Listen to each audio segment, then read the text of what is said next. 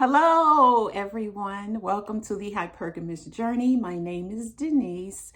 This channel is this channel is for women who are 55 and older who would like to date from a hypergamous standpoint. Hypergamy is the cultural tradition of dating and marrying a man of a higher social and economic level. So this is an update to the fundraising event I went to last week. I did 4 videos on my outfit. I have the final outfit that I wore, and I will link it in the description. And the event was a dud for me, and let me tell you why. So the event is, like I said, it's a theater fundraiser, and it happened over a 3-day period. So it happened Friday at 7:30 p.m., Saturday at 2:30 p.m., and Sunday at 2:30 p.m. And I went to the Friday evening at 7:30. I was overdressed, and that's okay for me. You know, I'd rather be overdressed than underdressed. Yeah, at least I felt I was. I was a little bit overdressed with the, the glittery stuff.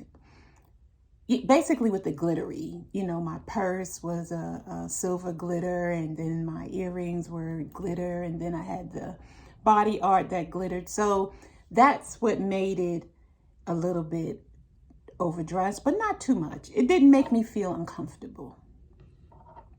This is my second fundraiser. Last year, 2021, I believe, or 2020, it was before the pandemic, maybe 2019, I went to a fundraiser for the American Heart Association, and it said formal attire or black tie, or something like that it said, and I was underdressed for that one.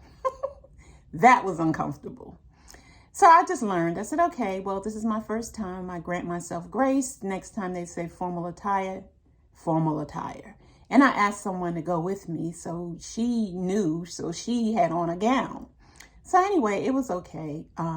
Lesson learned. So this time I was a little overdressed. It was more on the casual side, but it was a Friday night at 7:30. So all of the age-appropriate men were partnered up with their wives or their girlfriends. And the few people who came alone as I did, they were, young enough to be my children. So I decided no more fundraisers for me. And let me know your opinion in the comments. But based on those 2 experiences, the American Heart Association, which is a very, large nonprofit organization, and the people there were also partnered up. I didn't see any age-appropriate men who were unpartnered. Everyone had a date or, through their wife, girlfriend, significant other. Even the young people had women in their late 20s and 30s had dates, and men in that age group as well. They were all partnered off, and the same this time. So I have concluded, rightly or wrongly, that fundraisers are not a good place to go to meet men who come unaccompanied. It's just not a good place. And I'm learning as I go along at this particular age. Inside, I feel very youthful, like in my 30s or my 20s. Well, 20s might be stretching it. Like in my 30s, I feel very youthful. I feel like I'm in my 30s. But the reality is, chronologically, I'm not. The men I'm looking for, they are not.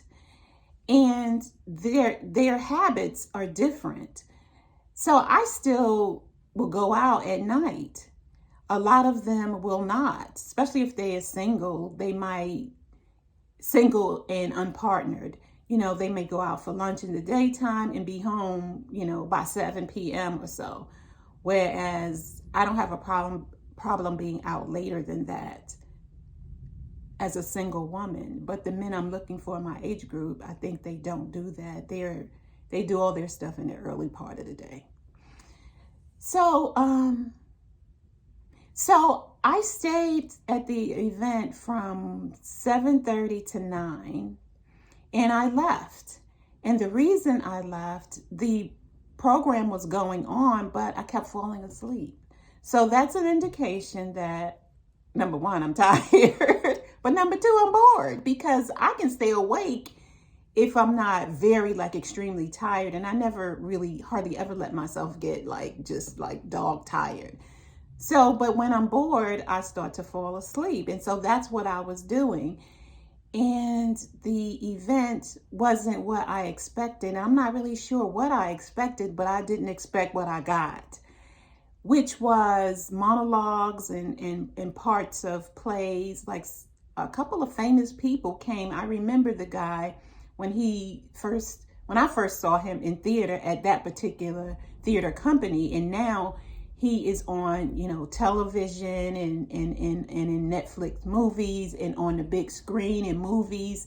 So this man I've watched grow. I don't remember his name, but he came back and did a little, not a monologue, but it was three people on stage saying some, reading some lines from from a play that they had done, and they were reading, and they were so good at reading that you didn't even know that they were reading. It seemed like they had memorized. It's just amazing actors and actresses that were there from the time I saw it.